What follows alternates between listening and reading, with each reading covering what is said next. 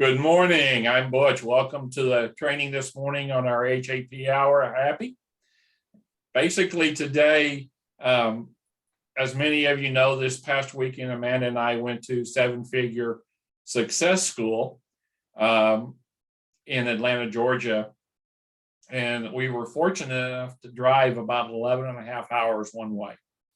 That meant we got to listen to some great audiobooks. And one of the books I wanted to re-listen to was Atomic Habits. Atomic Habits it's very simplistic on a very major point. And it is set up so that you do a 1% change, and the act of compounding change produces mega results. So I'm going to cover a little bit of that. I actually signed up for James Clear 30-day Changing Your Habits course. You get one lesson every 3 days. So guess what we're going to be doing here, training, one lesson about every 3 days. Granted, we're not here on the weekends, but Monday through Friday. So if we get a lesson on Saturday or Sunday, I'll do it on that Monday for the next 30 days. So we're going to have about 11 lessons. And I'm going to share my screen. And we're going to pull that up.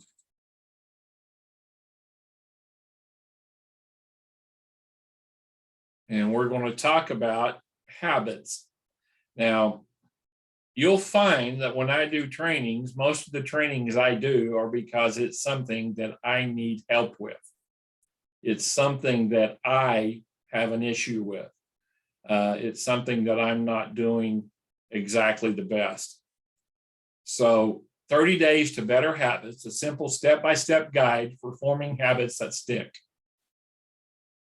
The purpose of these lessons is to take the guesswork out of habit building.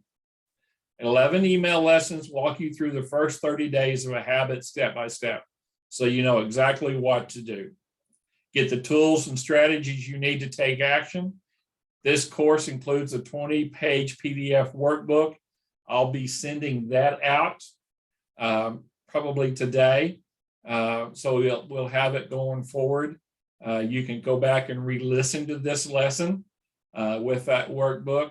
Plus, we'll find some new examples and applications that you can't find in Atomic Habits. Learn a framework that works for any habit. You can use this course to build any good habit, from getting fit to saving for an early retirement to daily meditation. So this is not just for the business. I don't do trainings focused on our business. I do trainings focused on life.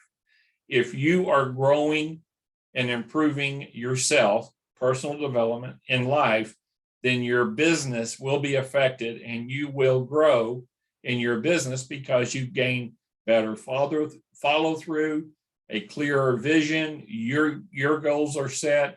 Everything happens because you are ready for it.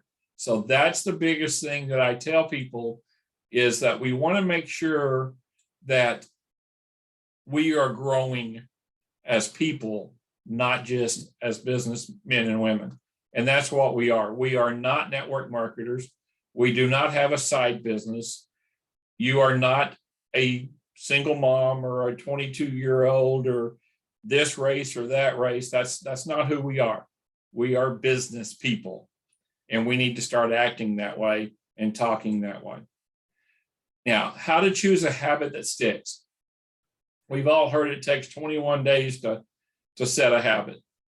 It takes 1 day to break it. So the most important decision you'll make is what habit to build. Pick the right habit and progress is easy. Pick the wrong habit and life is a struggle. It's much more important to work on the right habit than it is to work really hard. Working hard is still important, of course, but no, it's doing the simple things that make it acceptable. In this lesson, we're going to discuss how to choose the right habit for you.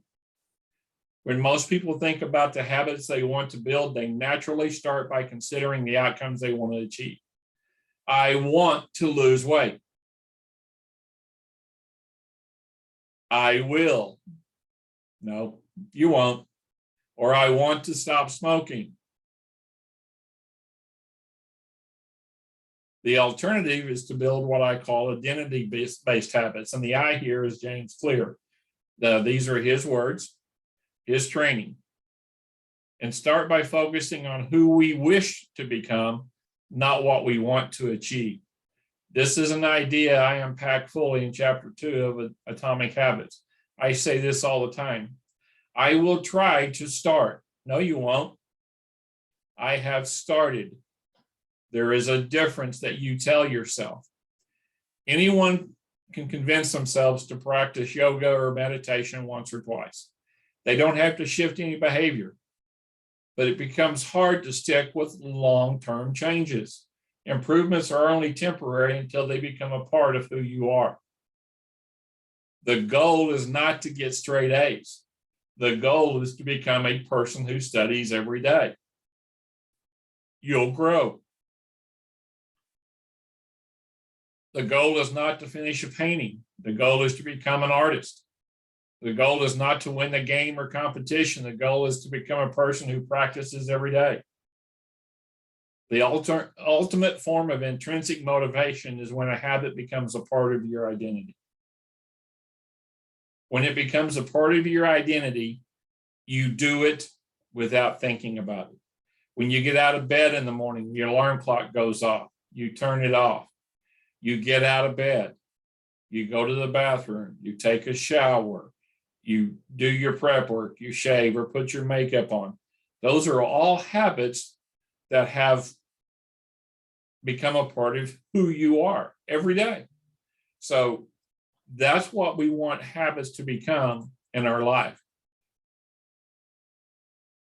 It's one thing to say, I'm the type of person who wants this. It's something very different to say, I'm the type of person who is this. If a smoker quits smoking, they are now a non-smoker. So you don't want to say, I am quitting smoking. No, you say, I am a non-smoker. That's your identity. So we're changing it from something you want to do to something you have done. This brings the important question, if your identity plays such an important role in your behavior, where does it come from in the first place? This is, when you get this, when you understand this process, it lays the groundwork for everything else you'll accomplish in this realm. The personal development realm is the hardest realm for people to operate in. It's very simple to fall out of, and it's very difficult to get into if you make it that way. One thing, I am successful. I am becoming successful. Well, define becoming. I am successful. The more you repeat a behavior, the more you reinforce the identity associated with that behavior. And the more you reinforce the identity, the more natural it will feel to repeat that behavior. So that's all we're talking about, is getting to where you move this into your non-thought process. If you volunteer at a local homeless shelter, you start to believe you're the type of person who cares about your community. The more weekends you show up at the shelter, the more you reinforce that identity, and the easier it becomes to see a community service as part of who you are. That's what we're saying. You want it to become a part of your nature. As James says in Atomic Habits, every action you take is a vote for the type of person you wish to become. Each habit is like a suggestion. Hey, maybe this is who I am. No single instance will transform your beliefs. But as the votes build up, so does the evidence of your new identity. And when your behavior and your identity are fully aligned, you hear the term a lot, congruent. When you're not in congruence, you can't grow, you can't change, you can't do anything. But when you are in line with what your desires are, what you're willing to do, what you're willing to put in, then you're no longer pursuing behavior change. You are simply acting like the type of person you already believe yourself to be. The things you do often create the things you believe. Ben Franklin. That was almost, what, 500 years ago? Wow. Kind of interesting, isn't it? So this first lesson, think about your desired identity and ask, who is the type of person that could get the outcome I want? I can't answer that one for you. You have to. What would a healthy person do? What would a productive person do? What would X do? These questions help reveal the desired identity that you should be working toward and the habits that support that identity. This is the way to determine which habit you should focus on. Once you have a handle on the type of person you want to be, you can begin taking small steps to reinforce that desired identity. Here's some of the examples of linking habits to your identity. If you want to write a book, you should focus on becoming the type of person who writes every day. So you make sure all your supplies are setting out in the place that you're going to go to write. When I'm in this place, I am a writer. You may only write one paragraph, but you are a writer. If you want to learn a new language, you should focus on becoming the type of person who studies every day. If you want to retire early, you should focus on becoming the type of person who saves, and I'm going to add there, earns additional money every month. Many of us will never be able to retire early based on the amount of money that we earn today, because typically, for the majority, there's more month than money. You may have $5,000 in the bank, but retirement today is almost $1.5 million for the average millennial or Gen Z. They've got to have $1.5 million to $3 million in the bank to retire early. That's a lot of money. Is your job going to supply that money for you? The focus should always be on becoming that type of person, not getting a particular outcome. In the beginning, it is far more important to cast small votes for your desired identity than it is to worry about a particular result. If you're judging, I am a writer, I am writing a book, and if I don't have a 300-page book wrote by next Friday, then I'm a failure. No, you're disillusioning yourself. You're giving yourself an out. You're giving yourself excuses. But if I write a page a day or a paragraph a day, and it takes me 300 days, so I wrote the book in a year, I've achieved my particular result. But I defined habits and created those habits daily that brought me to where I was at. And that's what we have to do in this business. You have to define what you want in this business and then create blocks. I call it the yellow brick road that you step on and you walk down that yellow brick road, much like Dorothy did. There's no place like home. But the whole time she was walking that road, she had the ability to already be there. So that's the difference. Once you become it, you are it. Well, if you're working on it, if you're trying, then you're not achieving it. Your habits reshape your identity in a gradual way. It's slow and nearly impossible to see. You can rarely tell the difference between who you were yesterday and who you are today. But with each rep, with each vote cast, your internal story starts to shift. Being on this phone call every morning, being on the basic training tonight at 6 p.m. Central, 4 p.m. Pacific, 7 p.m. Eastern Standard Time. Being on that call is a simple step, but it's huge. Basic training is amazing. Gold Star is after that this evening. Monday evenings, we have Wealth Builders training. Being on those calls, not missing those events or habits. Those are habits we have to set up to be successful. We want to start on focusing on who we are, who you want to become, not what you want to achieve. When we become the person we want to be, we will achieve the goals and the desires that we want.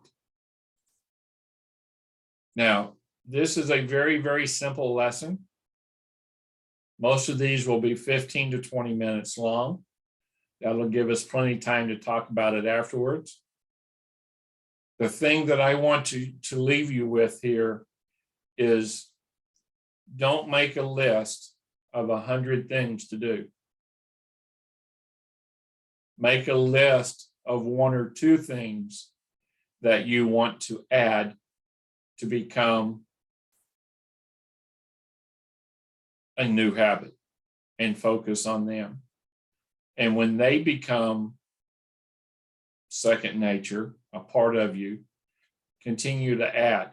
You can add a new habit every day, every week, every month. You decide where you're at in that walk. So that is, stop share here and I'll bring you gals back up.